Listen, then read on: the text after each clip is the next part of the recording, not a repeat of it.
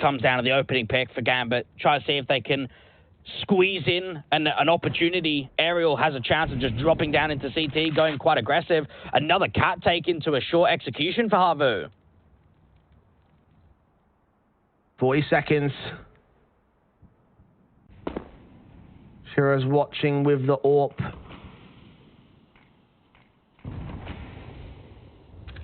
Except for HAVU, they try to go for the hit. Zori evades the player in from window. Execution inbound, 20 seconds to the clock. Shiro's going to land the first kill first and foremost, and indeed he does. Get Aerial, look for Slowy, do damage, can't find that frag though. Many more players to catch, and Yemi gives up the ghost. Slowy behind the boxes, not wallbanged out of existence. The AK of X7 strikes out towards the CC rotators, and looking back in towards long, takes damage. Inters comes up with his kill. Shiro needs his headshot, knows that Slowy's low, but can't land a blow. Gambit's still working in for this retake here. No kit to work with. You'd have to imagine a pick needs to come in quite quickly. Walk up coming through. CT position. Trying to be held. Hobbit falls to the AWP. The pick comes back and Slowy's the last one left. Have to try and see if we can just waste as much time in as possible. Gambit get the kill. I don't know if there's time for it. No kit. Oh, it's going to be close. Really close. Yeah, I think you're right about that.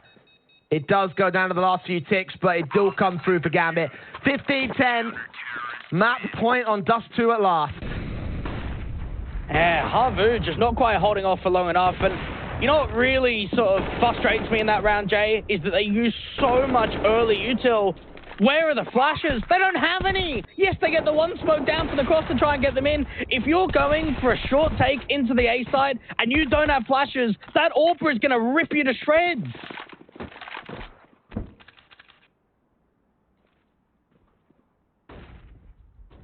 HAVU have that bomb plant bonus to get the buy back in. 5 rounds to get to the even stance.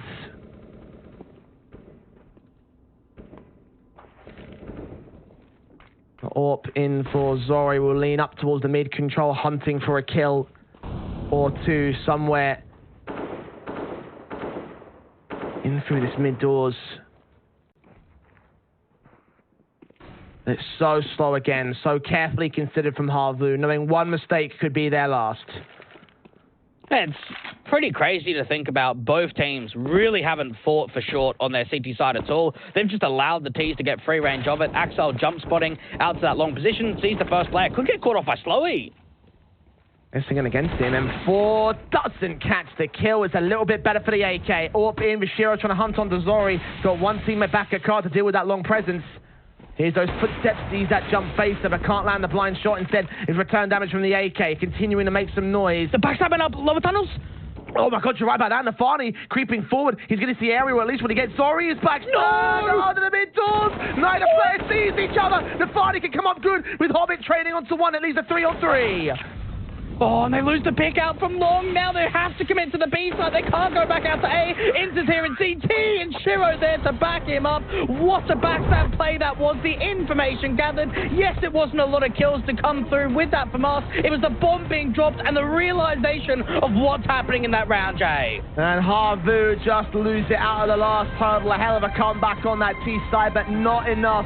Not today. Gambit taking the finish map pick. And again, we're not too shocked at that. Number 2 team in the world. And still HAVU brought it to double digits. There's something to be respected in that. But the outlook of this series does not look good. With Gambit's pick on the horizon, it's back to the deck to break it down.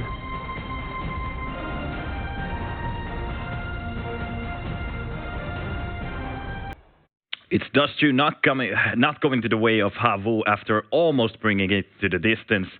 It was a close one, but how close it actually could be?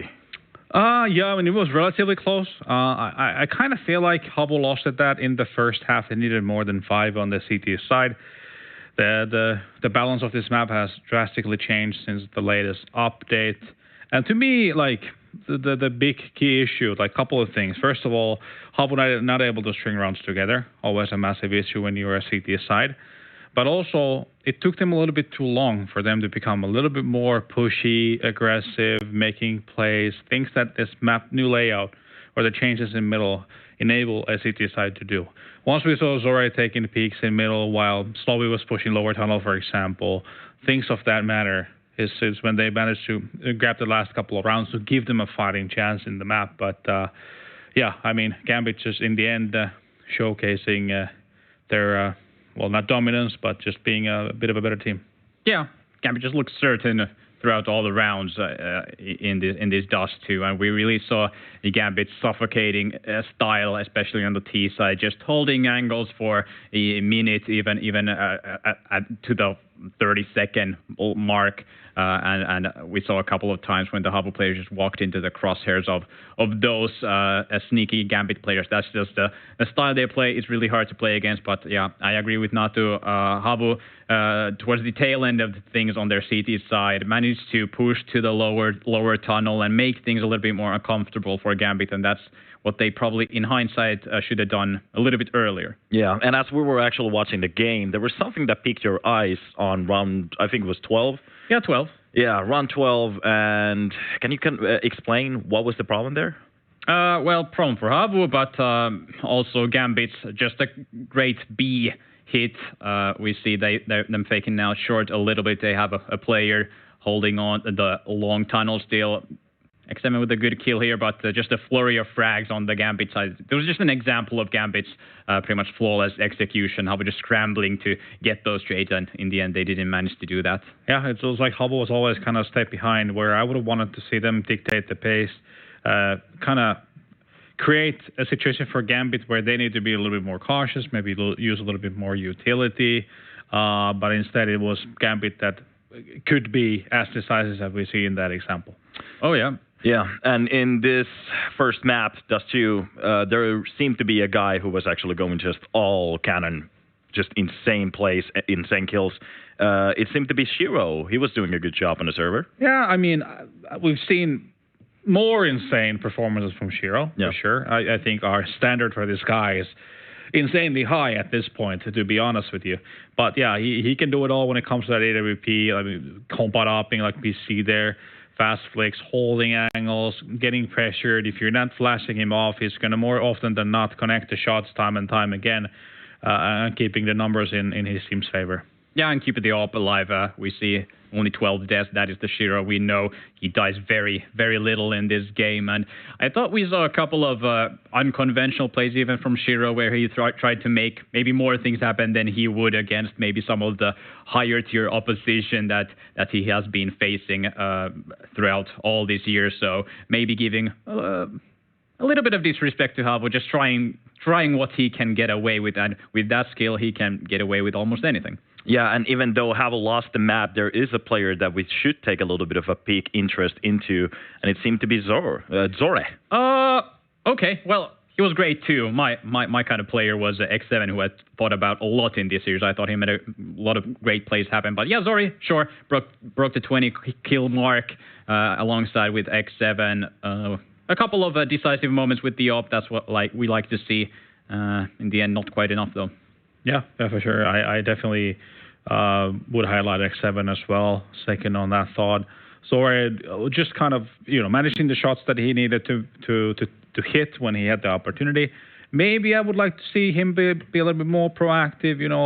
One of those situations in the tail end of the game, it was him and Slowy in a 2-on-3 on the A-bomb side. I was saying in the green room, like, this is the moment we want to see Zora be activated and take some shots, take some risk and try to take some shots to nullify the retake from Gambit, but unfortunately wasn't able to do that. But yeah, I mean, I would call that like a baseline performance from Zora that you kind of need to see him to do at least. But then we want to push it further. We want to see him do more. Okay.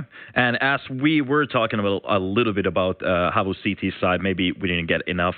Was this the best HAVU on Dust 2 that we've seen? I mean, honestly, to me, it seems like they haven't spent too much time theory crafting this new Dust 2 whatsoever yet. I mean, the only times we really saw them do any aggressive maneuvers were towards the very end of the CT half, and even then, with some very basic calls of, hey, let's boost up Zora short, he's going to take a wide peek, and then if it's free, so he's going to make a play into the tunnels, for example. So, yeah, I kind of want to see them theory craft more on Dust 2, for sure. There's room for improvement.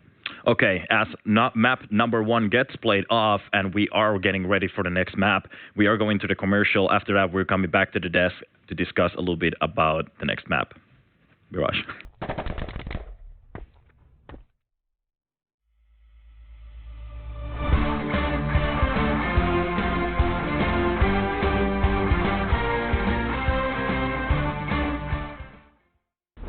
Red Bull Flick Invitational comes to Helsinki in November.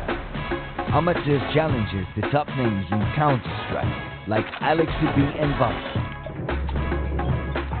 Dota and Diha, Nico and Hunter. Come and witness live the race for 50,000 euros.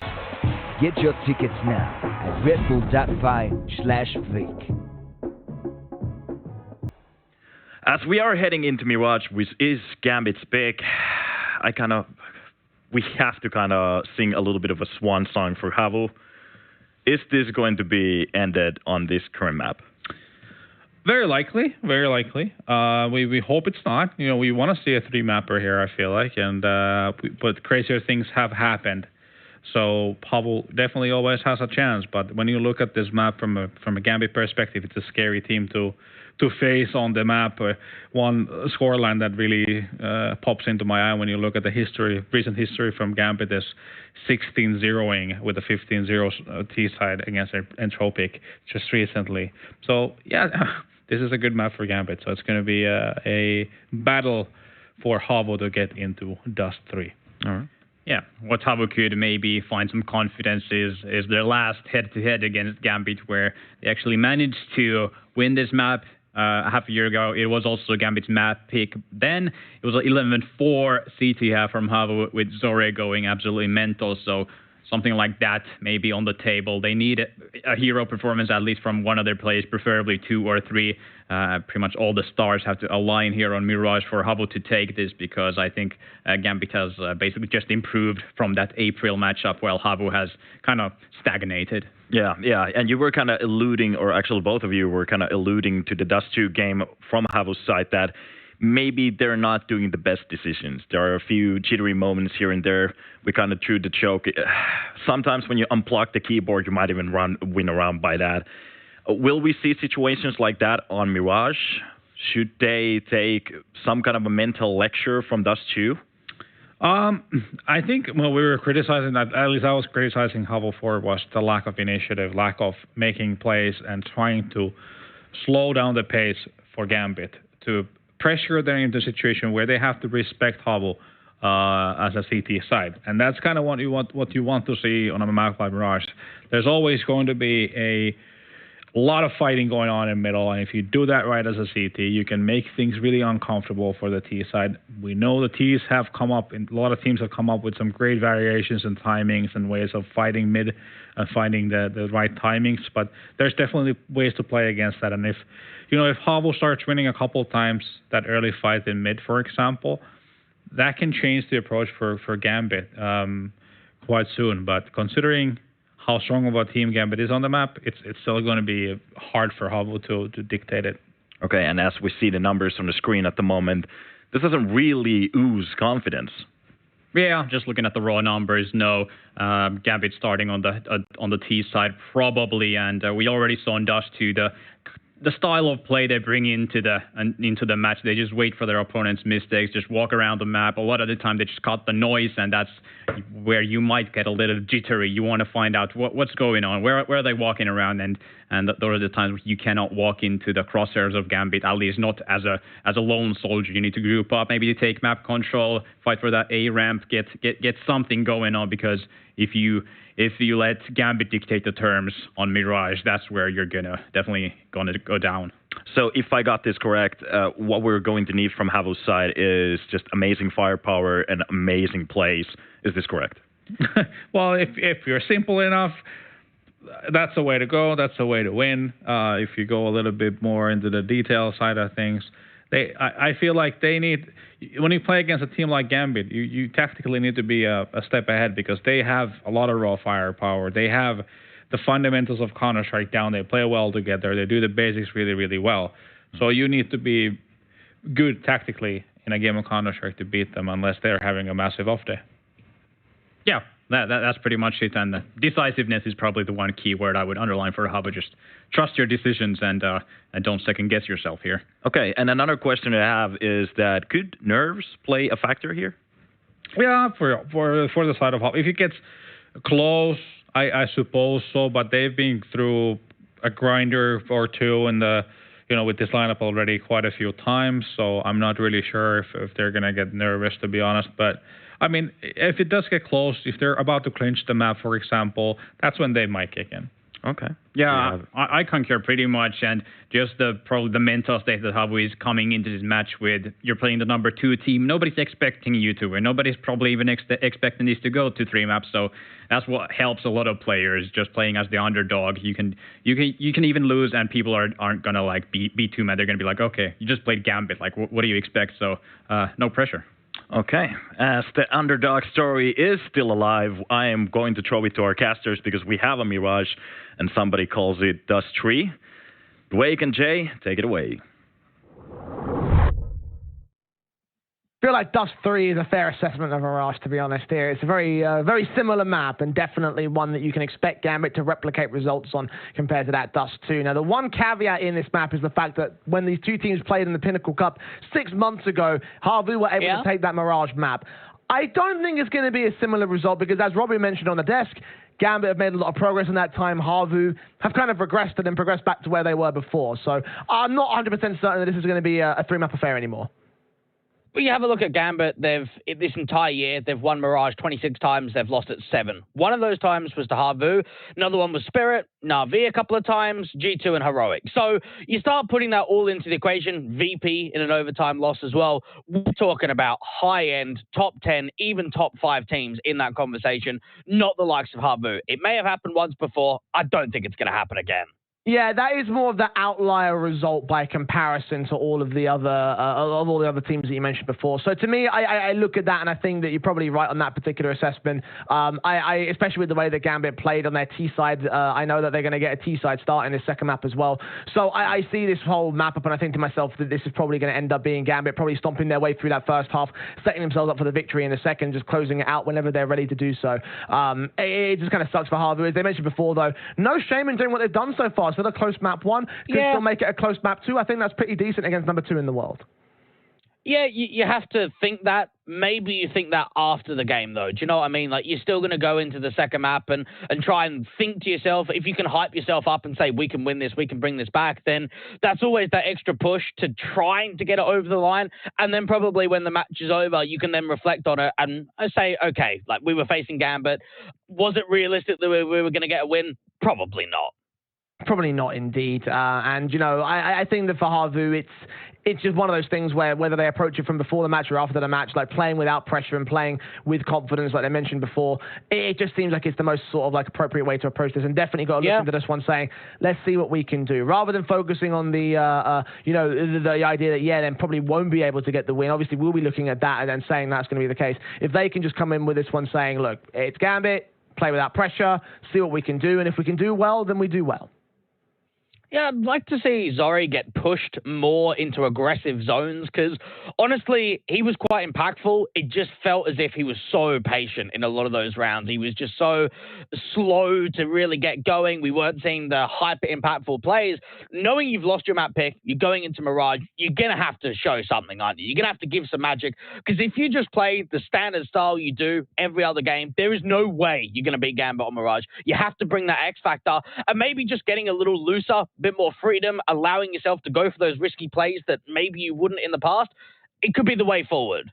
Yeah, I mean, you're probably right about that. I mean, but the question is, can HAVU really channel that in can they dig that deep to find something new against Gambit in such a short time frame? That's the big thing. Like maybe if they came prepared for a Mirage, maybe they could have done so. We don't know what they prepared for, really. And even then, you've got to consider the talent level is so different. The one key separation factor we mentioned before was the fact that Gambit are number 2 in the world, HAVU are nowhere near that kind of ranking. So even if they do come up with something special, it's going to have to be something special like beyond anything else that we could ever imagine in CS. So let's see what HAVU can do. All pressures off, all expectations are pretty low for the Finnish side as we get into the pistol round of our second map. The last chance for HAVU to do something in this series and stay alive in the quarterfinals.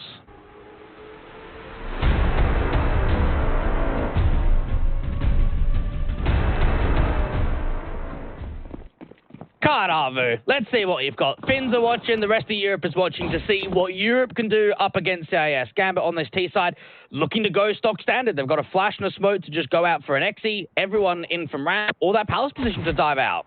Put a lot of weight on the shoulders there of HAVU. Dweg Ariel's going to immediately take some of that weight and apply it to Gambit. 2 kills on Shiro and Afani. Headshots are plenty. Inter can get one responsive, but look at the CT South. There's 2 players on the crossfire here. Hobby's got his back turned, killed him for Zori. Now the second man can strike, and Zori can double up. Try look for that triple, not quite as effective. Axel gets 2 to respond back at default. Needs to land his second shot. His third kill on towards Slowy. Flashbang over from the center of the site. Going to try and catch his players off. Sees them both now, knows what's going on. 23 HP though. He's got to land a perfect head. Seeing X7 spamming away, getting damage, but no kills. It's a pistol for HAVU. Yeah, that was a great position for Ariel to work with in CT Spawn, just keeping himself in the sort of bottom right corner of that ticket position. A couple of great taps onto the ramp players coming out. And for Gambit, that's just a dive setup. Just try and get the bomb down straight away, force yourself into CT Spawn, and it was all a bait, wasn't it? Ariel getting a couple of kills. Oh, wait, there's still another 2 players in CT Spawn we don't know about. Unorthodox setup and something that Gambit wasn't expecting for, so it works for HAVU to get that pistol. Did concede that bomb plant, though. Again, that's the thing we mentioned before. Gambit are just that little bit better. They still brought it down to a 1 versus 2, despite HAVU having, what was it, a 1v4 at one point. You get the guns out, of course, in the force buy. The AK's on 2, Galil's on 2, Deagle out for Nafani. SMG for Yemi will be the limiting factor for HAVU. The M4s have an easy crossfire set towards mid. Nafani enters full. X7's tagged. Hobbit's tagged. There will take some resistance out towards the palace control. Shiro does get that frag. So an angle for the bomb to get planted. It's still so far away, though. And if Shiro gets traded, Gambit might want to rethink their options. Axel caught out in the open. Zori's going to try to get this kill. If he can do so, that might set up the round. Great picking for Axel that turns it into a couple, and that bomb is starting to make its way out from the apartments. Axel even picked up the short position. Slowy is down low, and this now opens up an avenue of approach of Axel trying to sneak in. Smoke on to connect. They're going to try to draw their attention away from the B site. Hobby's going to get the bomb plant. At least Axel, however, has the better firepower, so it might rest on him to get at least 1 more kill out of this round. Smoke on towards jungle as well. Slowy. Then there'll be some sort of suppression. When do they connect the dots here? Bomb plant will be attempted. Axile on site, smoked up. Plant yet to come through for Hobbit. He finally puts it down. And Axile just waits here at Sandwich. Gets that kill for his triple. Another 4vX scenario to the favor of HAVU that looks to go awry. Slowy's even backing off from both bomb sites to save his weapon. It's the right call.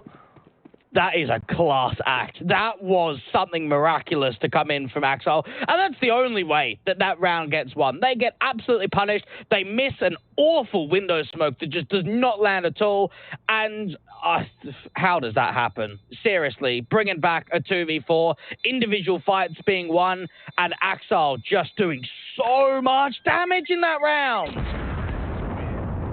Almost getting a quadra, most certainly secured 3. To the back of this, such a great setup as well to start things off. We'll watch some of his kills again here from his angle. I want to see how these 2 frags came in from jungle and connector. The spray transfer. That is gorgeous. That is brilliant. And that is 1-1 to the board. Gambit have the force buy to contend with HAVU with 1 rifle. And we got to see glimpses of Axel even before the Gambit youngsters. He was playing on Gambit when they had, Bondic on the lineup, and where else they have? Krisen, perhaps. Could have even been Hobbit back then, too. My goodness, what a star player. Hobbit getting flashed in. Didn't expect that one at all. Couldn't even turn away from it in time. Yeah, Hobbit's had some punishable positions, and HAVU had done decent at punishing his general sort of approach to the game. Both in this map and the last. First casualty taken. That's a rifle being dropped as well. Can't recover it, unfortunately, for the CT forces. Gambit are going to leave that position entirely opened. Maybe Ariel could swing back in the post round, grab it. I'll try to find a cheeky play back in eventually. Either way, it's slow positions. Gambit are going to re-aggress and find a different route into the site. I'm surprised it's been this long since we've spoken about the Nova that's in the hands of Nafani. Any thoughts on that one, Joe? I reserve judgment until the end of the round. Okay. Not really a big fan of it on T side, honestly. But it could still work if they can find the right angle, especially with X7 being low. Shiro's going to pop out with the AK in hand. The Jaw takes fight, and the AK wins it in against Ariel. Molotov on towards default should force X7 away. He's solo HP, and Shiro gets his double up. Galil gets the frag on towards Zori, so Yemi and Slowey, last couple of players remaining. M4 trying to force forward, and Axel just cleans house, but not even giving a chance for that shotgun to act. Stefani turns up towards the Galil. Axel makes it a double, and Gambit make it 2 rounds. Axel's in a conversation for sure as being one of the best riflers in the world. Robbo was kind of talking about it just with the numbers alone, that every highest rated player in the world right now is an AWPer. It's going to be a Simple, it's going to be a Shiro, it's going to probably be an Elian that's going to be up there at crazy numbers too. And my goodness, to think that he just does that with an M4 and an AK on a daily basis, he is an incredible find. Sprays on from Hobbit, trying to get towards the Deco basis and try to get his own rifle set up, but it's Shiro actually that takes the mantle away with a 4-man spray. There's what anti-eco frags, but still very quick and clean for Gambit. And HAVU setting up for the guns. Bit of a throwaway round in that respect. They don't have to take too much away from that. I wonder if the pace of these rounds, of how quickly they're getting won, is getting into the minds of HAVU, just that they are starting to get decimated. They had a great pistol. There was nothing taken away from that. And then they had a 4-on-2 advantage in the second round, and they bottled it. Since then, they have not been able to find conversions. Now going into the rifle, you'd have to imagine they need to win this to just keep themselves sane.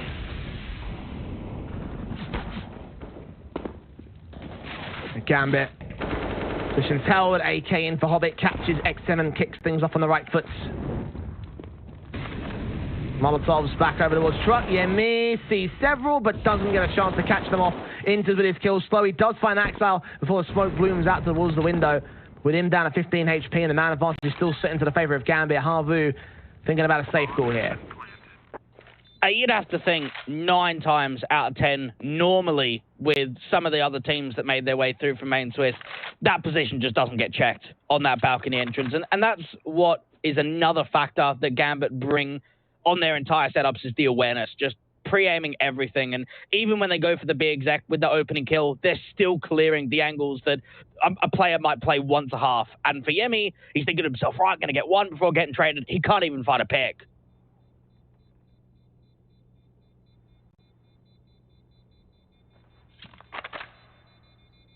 Gambit will get to 4. HAVU.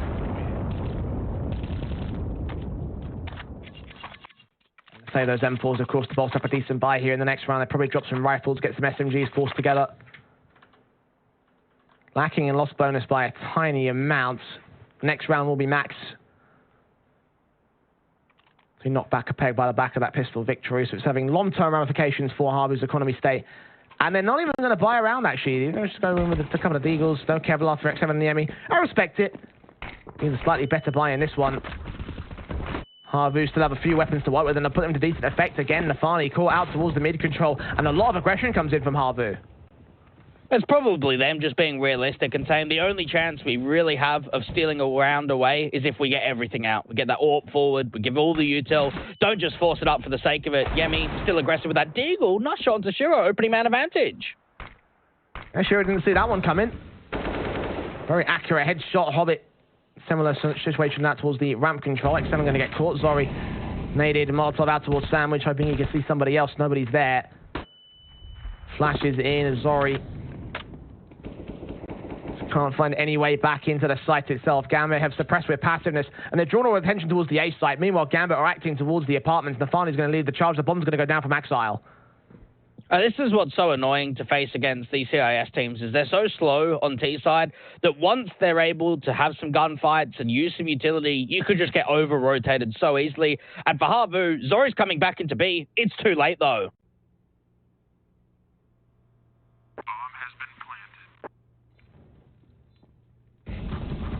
Swing upon, Zori gets Axile, Hobbit trading back.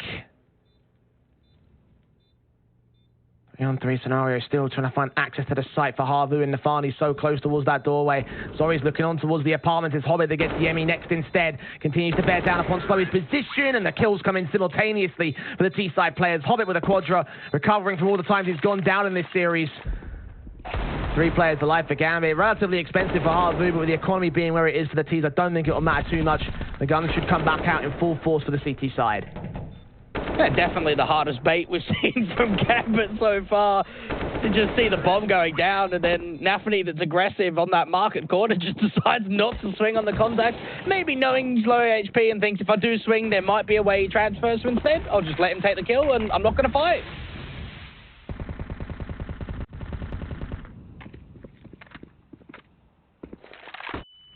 Flashes over, Zori going to get forced out towards the T-side contact, this time using a little bit more utility to get into the mid control rather than dying to HAVU's directive engagement. X7 to fall to Hobbit first. Nice bait and switch. Kill into the headshot. X7 thinking he had a good play there. Not to be. Jeez, just a crosshair placement, and even Axel has been able to sneak in massive gaps in the defense. And I don't even know if Zori has the idea and the awareness that there could be a wraparound play in from City Spawn. That AWP is scoped in a ramp. Axel's just going to get an easy kill. How long would he wait? Cheeky. Look for aerial. Best call. Doesn't see him. He saw him now. Oh, good headshot. Comes up with the kills regardless, and Zori just didn't even see it coming. And that's the difference Gambit make. 1v5 for Slowey now. Does catch Hobbit at least, but the bomb actually going to go back into the apartments here because they actually left it out there. Slowey does hear it getting picked up. Shiro's going to flank him though, so either way, I think his chances of survival are slim. And if that was a double pony or a HAVU or a Lingby Vikings that did that, I'd be losing my mind, Jay, on just how sick that backstab is. When it's Gambit, it's just, you expect these things, and you know they're going to come through. HAVU, they just have no idea that that's a potential possibility, and surely there's no way Slow even holds onto the AWP. T-side players are everywhere around him. They're going for the hunt, and they can afford to do so. Like, look at the cash amounts, 10 grand on several players, 6 grand minimum for Axel, just below the 7K mark. Shiro's just hunting, he's waiting. Oh, turned away. Nafani's making noise. Shiro struggles to get that kill, but does come up with a frag regardless. Orb saved and all. 6-1 to the board of Gambit. And yeah, you're right about that. Like, there are certain things which you just expect from Gambit to be able to work this patient play from Axile. The discipline is something you expect from a team of this kind of caliber by comparison to HAVU. We see pistols out, the Deagles in. They should come through for HAVU on a half-fire round. Not much that they can really do in this one, so... Should be 7, should be probably 8 or 9. Gambit making this look a lot like Dust 2. Oh, it's even more one-sided for me than Dust 2. Easy pick out from mid, and even in the last round, just to trigger discipline, to not take that kill straight away, Ships probably just goes for the knife in that situation, but hey, got to go for a couple of kills.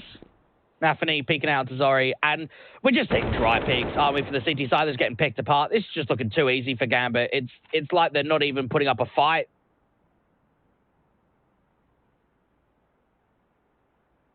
They couldn't do much here again, pistols v rifles. To give a little bit of breathing room for HAVU.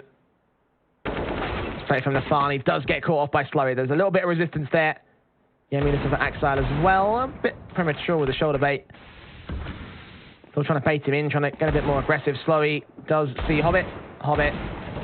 And Inter's combined to dish out damage, 12 HP. Should be kickings for Shiro. Struggling to get those shots over both sides. Axel, meanwhile, does find Yemi. Now closing in the backstab. Good shot for Slowey. 1 AK that can get saved. Hobbit says no. There we are. 7-1 for Gambit. Full on Brazil for the CIS squad. You see those guns getting brought in by HAVU again. That was a half-buy round. They need to get some rounds on the board soon, though, Dweggels. You could be right about it being more one-sided. It's on track to be so. Now, correct me if I'm wrong. Have we not seen a lack of tactical pauses for HAVU here on Mirage? I can't even remember that I've seen a tactical so far from them. I mean, yeah, you're probably right, actually. Yeah, that seems about right. There's been no tacticals. In this map, at least. Maybe they are checked out. Maybe they just are taking the approach of, listen, there's not really... I mean, there's not a whole lot of point because of the nature of the fact that they are so one-sided. So let's just play our own game and see what we get from there and not be too overzealous with this. I don't think that's an analogy that I personally agree with.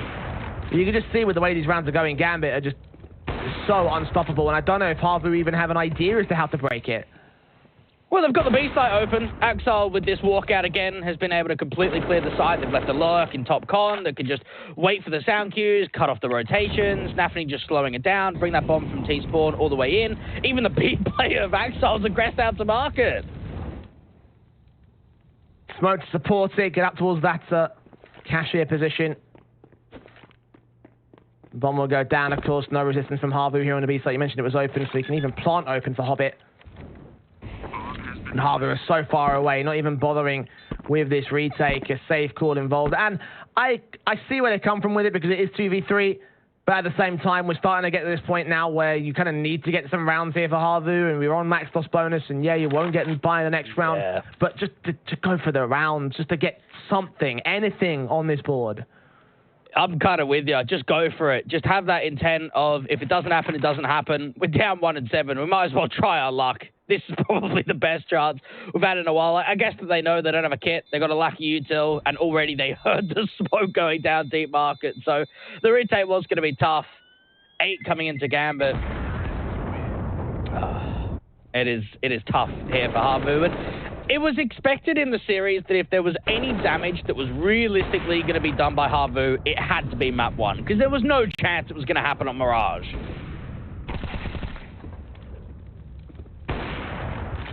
Yeah. Even with that caveat, it's not going to happen. And it seems to be the case right here that Gambit are going to make this look like a simple enough series and just claim their rightful spot in the semi-finals. Still got a bit of time to get before that point, but with the way this one's going, I just don't see much that HAVU can do to resist. Aerial dropping already in this half-by round. At least X7 gets that 1 trade, but it's 2 kills for the 1 responsive. X7 holds on to a triple overall. Hobbit's Nay gets him back to a 2 versus 2, and HAVU finding a bit more of a breath of life in this one. Is there anything more this eagle slowly? Hobbit struggles to deal with him or Yemi. The Orb Shira has no problems, and Hobbit will eventually find his recovery pick. So HAVU, decent effort. Again, I would say damage done, but the economy's so far gone that HAVU need rounds to get significant damage. That was a great sequence for X7, and quite disappointing that there wasn't a follow-up with a teammate. He gets 3 kills from under Balk default and just holds for as long as possible. Just try and stay alive. Doesn't happen for a round victory at all. 9 rounds in a row from Gambit. HAVU just end the streak. That's all they've got to be focusing on. Incendiaries blocked off by Smokes and Connect, and Afani going to try and make his way up here into the center of the site. Sees one player at CT spawn at ticket booth. Aerial caught with a bit of damage, slowly caught out towards the mid control. Now it forces a hard stack back in, which Gambit have read so well. Look at the plays, they're backing away. And it's moments like that, because they're able to have walkouts and they catch HAVU sleeping, that there's just so much counter utility that comes in. And we're at minute 20 on the clock, and HAVU are struggling to keep nades in, which means late round on holds, it's going to be difficult. Even X7 just waiting by the lamp to see if there is a push or some sort of aggressive move into the window angle. Gambit just going back to the mid pressure. A run boost. AK to push up towards that mid control. Look down a sniper's nest, looking to connect up. Molotov set. Smokes go back. And T's try press up into the B site. We've got Yemi and X7, the 2 players held towards the B play area when Afani come up with those trades out towards the mid control. 1 player burns alive. Nafani also falls back to area. Was doing a pretty decent job at holding down on this A site looking in towards shore. Hobbert's going to be distracted as his teammates drop in from the apartments. Yemi catches Axel next. 2v4, making it 3 now as Inters will catch Yemi. X7 there with a responsive, and Hobbit just can't land these kills here. Wallbangs coming in. Sprays eventually come up for the M4s. And finally, a second round for HAVU. X7 putting on another decent round from him. I love the way the B anchors just aren't really exposing themselves at all. Yemi's playing down in that van angle, under window. Errol even being able to get a great amount of damage on the spam through that top con smoke. To think that he gets 2 kills with really a lack of information and just set the B players up. Sometimes you need some luck on your side.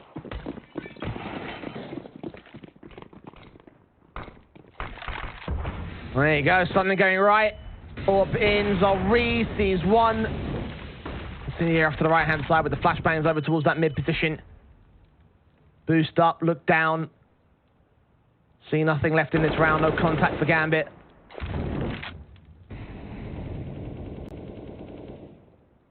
Players blinding Molotovs.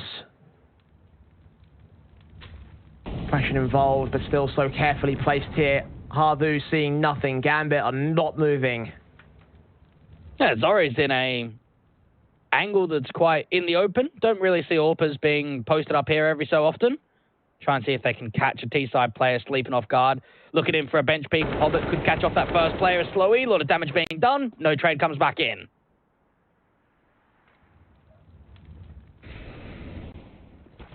Orp looking in, Hobbit gets caught by X7, shot missed out, but Zori does catch Axile in the end. So, 4v3 again favour to HAVU. Aerial sat on the dark, expecting more contact to come his way. Molotov going to try to force him out of the position, and finally leaves that bomb at the wrong timing. Oh, that's tragic there for Gambit. Advantage still remains for the CT. Shiro's here and connected though. Tech9 finds that first strike. Looks for Yemi as well. He's turned it around single-handedly. Where's Aerial at? Do they spot him? Does that orb start peeking? Nades involved. The AK goes back to 1 versus 1. But Inters, with support from that orb, allows a 10th to come through from Gambit. Oh, what is going on? They know that Shiro's in corn. Why are they aggressing like that through a smoke, HAVU?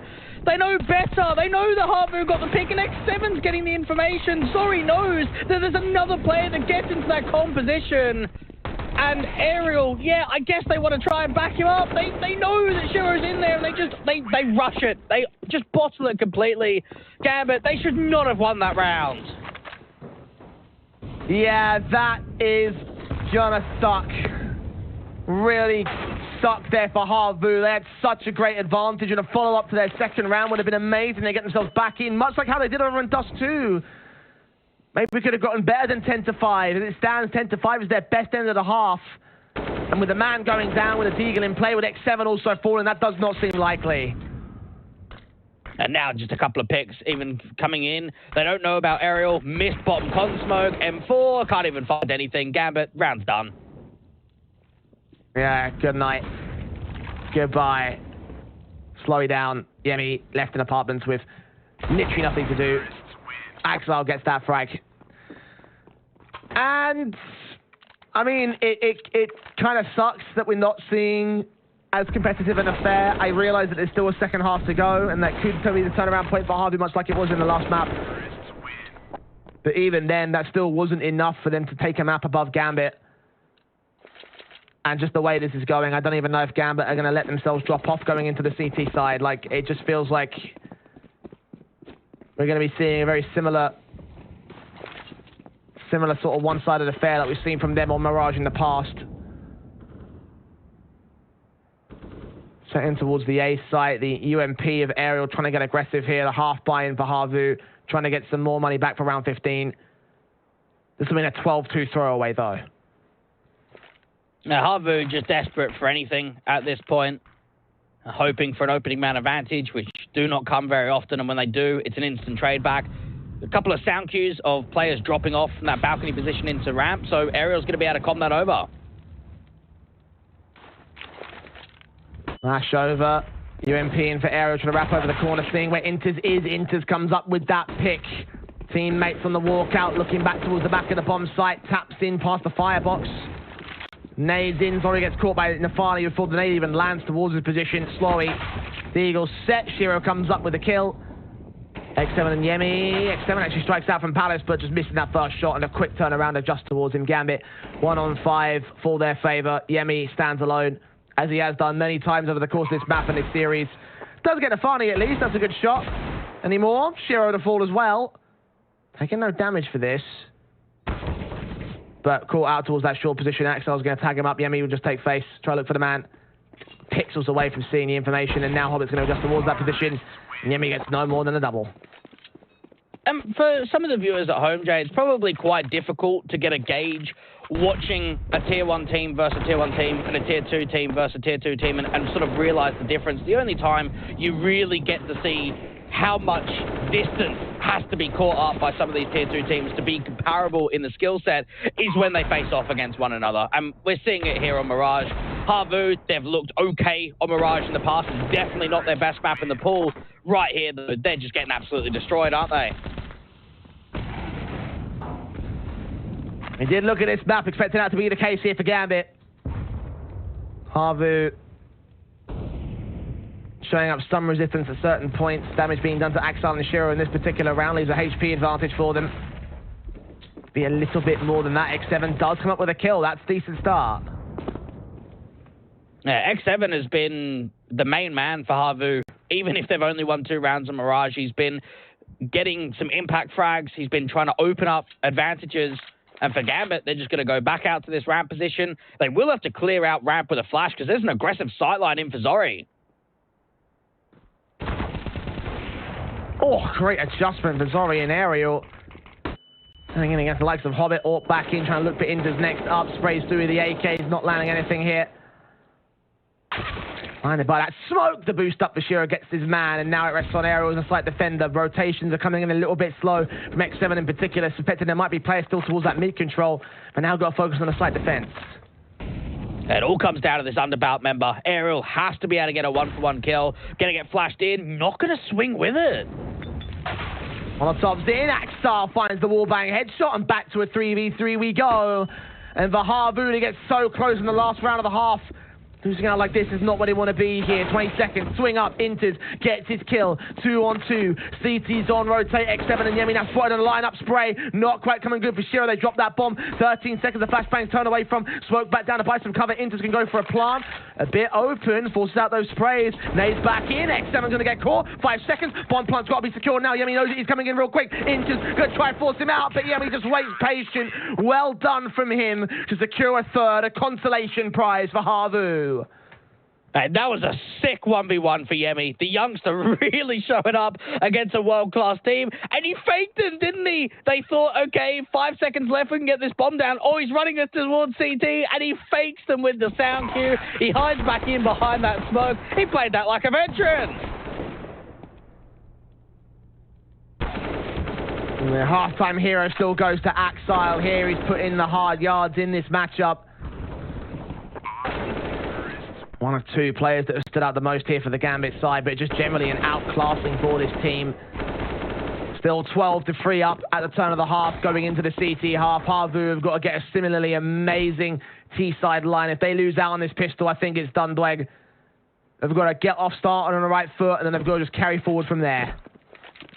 Inters just trying to get an angle out from the bad position. Should get overwhelmed pretty quickly. Execution coming out. CTs need to be on rotate. And him and Axel are just doing damage. Nothing even getting picked. What is going on? We haven't seen a single entry for the T side. Wow. No one finds a pick. Rotations in so quickly. And when you think Inters is out of position in that hold. The grander thing for me is the fact that they just did so much in such a short space of time. Absolute decimation from the CT forces. And they look even more confident in that pistol alone than their T-side indicated. It's time to be scared for HAVU. Time to be scared, mate. They're 3-13 down. Oh, it's time to, I guess, fine. Okay. In the 5 stages of grief, it's time to move on to acceptance. How about that? I'll take that. I'll take that for sure. 13-3. At least they're forcing. I like that they're forcing here. You might as well give every round everything you've got. And if it means you have to force to give away in, do it. Just try and buy it up.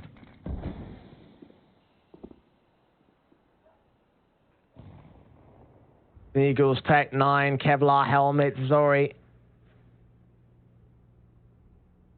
Trying to lean into the mid-control. I mean, I appreciate the fact that HAVU are hoping for a mistake to come forward from Gambit. Wasting time on the clock, hoping that they can get a frag in. They're going to have to force the issue, though. I think they realize that now. Now, even this fight in window is going to be quite difficult with just how passive Nafany's holding this angle with the UMP. The A players aren't making many info plays. Axel's waiting for a lurk to come in from top con to split into A. Gambit playing 3 on A. And for Axel gets his kill. Can't land the frags the next couple of players. X7 Yemi tags up. Aerial goes down, and it's picking apart again for the CT side. Slowy does get his eagle shot in on Hobby. That's 1 frag.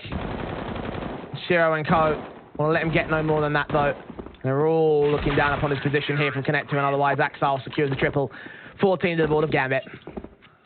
I feel for any of the new viewers that are maybe potentially going to be HAVU fans, because they're looking at this game and they don't see HAVU, do they? They see a team that has never played Mirage before. That's how it looks with just how Gambit are completely overwhelming. The bottom line is this is a class team above the rest. This is the second best team in the world for a reason. And for HAVU, they have just not been able to show up on Mirage whatsoever. Gambit having probably one of the easiest of Mirages they could ask for. And that's maybe why we did see a 16-0 from them against Entropic only a few weeks ago, even on the Eco. It's so quick to 3 kills instantly. Two more T-side players out towards ramp. Hobbit's first contact against them. Yemi spotted. Aerial should also be seen soon. Decent deagle for Yemi, but the nade from Hobbit comes in at the right time, and Aerial to fall just as quickly. 15-3, map match and quarterfinal point for Gambit. 12 rounds for HAVU to get the comeback together. They have got the guns in. They have got the rifles.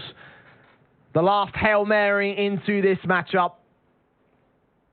It's got to be absolutely stellar from these boys, however, and I don't just mean this round. Yeah, I feel fear for any team that has to face Gambit in this playoff bracket. They have just been fantastic today. They really have not shown many negatives at all. It's been all positives. And right here on Mirage, one more round to get the job done. HAVU, is there anything left in the gas tank for them? I honestly don't think so. Nades on, smoke set, flashbangs at the ready, the UMP for Inters. Jump face back with the smokes down at the suppressed X7. So Gambit still playing the same style of disciplined play, not letting their opponents have any opportunities to find a way back into this matchup. And towards underpass play out the mid control, 2 players out towards the A entries. HAVU looking for the split. Yeah, an opening man advantage is desperate here for the Finns. That's what they need if they really want to crack open this top com pressure, because even for Nafany, he's got a teammate of Hobbit very close to him. Another window smoke in.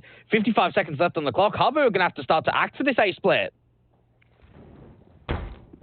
Smokes in, face up with a FAMAS. Hobbit gets his kill. Area follows suit to go down to Nafany. X7 with a responsive, and Nafany gets a double. Bomb dropped in his control.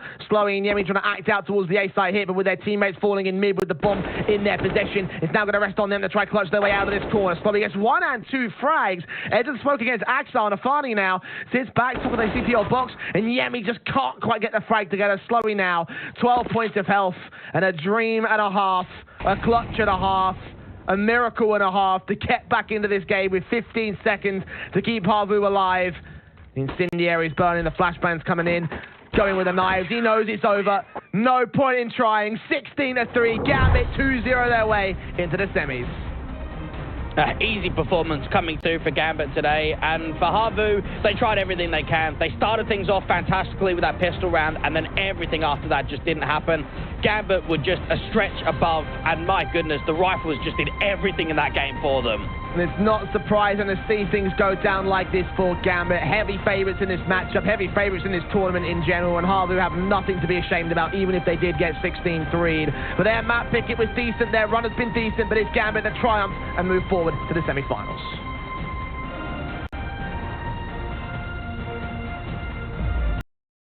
Round win, it just seems to go downhill after round after round. Gambit just clinching it 2-0, and it kind of seems easy, to be honest. Yeah, clinical, I think, is a good word to put here. HAVU were nowhere to be found on Mirage. Yes, it was a Gambit pick, but we were still expecting HAVU to be putting up a bit of a fight. But yeah, when you see yourself after winning a pistol round, you're like, what, 9-1 down? It's dire straits. Yeah, very much so. Just a masterclass from the Gambit T side. That was their attacking side at its best. We saw that 2v4s, no matter the situation, Gambit were able to make anything happen. And I thought it was pretty telling. I think it was Dweg on the casting desk where Axel had that pretty nice flank all the way from window to the CT spawn. The casters weren't even that excited because it's just a standard Gambit play. That's just going to happen once in a half, and HAVU didn't have the tools to combat that. Yeah, and there were some rounds that I even heard you talk about that. It seems like HAVU was just getting sandwiched in the map by Gambit, just again and again. They were just taking peeks from opposite side of the maps, just working their way in, and HAVU just didn't have like a really good response for that. No, they didn't. Yeah, Gambit just kind of played with their food, and HAVU tried, but also some frustration from us in the green room. I think there was one example where HAVU managed to fight their way onto a advantageous situation of a 4v2, or was it a 4v3 on the A side? But Gambit just fought their way through just a couple of mistakes, and that's all Gambit really need. Yeah, and we are going to the winners interview, where it's actually Nafani on the lines at the moment. Hey, Nafani, how are you doing at the moment? Hello, I'm fine, and you? I'm all right at the moment. We are going to ask some, well, I think there are going to be simple questions because it seemed like a simple map on Mirage. Natu, Rob, you want to take it away? Yeah, first of all, congrats on the victory. And that Mirage T side, we've seen it before. It's really lethal from you guys. Could you expand a little bit? Tell how are you able to win those crazy situations when it goes to a 2v4? It's Axel, it's someone else left. How do you keep calm? How do you win those hard situations? It was always our strong side. We are good at these situations. Like when we have 3v4 or maybe 2v4, we have good communication in TeamSpeak, so that's why we're usually winning this. So that's how it works. Yeah, I don't think there's all too much to talk about in this game. It was rather one-sided for you. Let's switch subject a little bit. We got a major also coming up. How is the preparation going for that as we speak? Of course, it's like our main goal to make a good run at major. Our main goal is, of course, win it. So we're preparing really hard. And this tournament, it's like good prepare for us because some teams at this tournament can surprise us and show our mistakes, so we can fix it. Yeah, you're still absolutely one of the best teams in the world. But how would you rate your form at this time? If you'd have to put a number from 1 to 10, are you on a perfect level, on a 10, or maybe do you have still something to work on? Thinking about the major and this tournament so far.